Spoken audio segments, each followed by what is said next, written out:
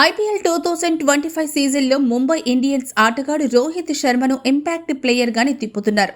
రోహిత్ను పూర్తి స్థాయిలో ఫీల్డింగ్కు ఎందుకు ఉపయోగించడం లేదని Mumbai Indians head coach Mahela Jayawardene వివరణ ఇచ్చారు.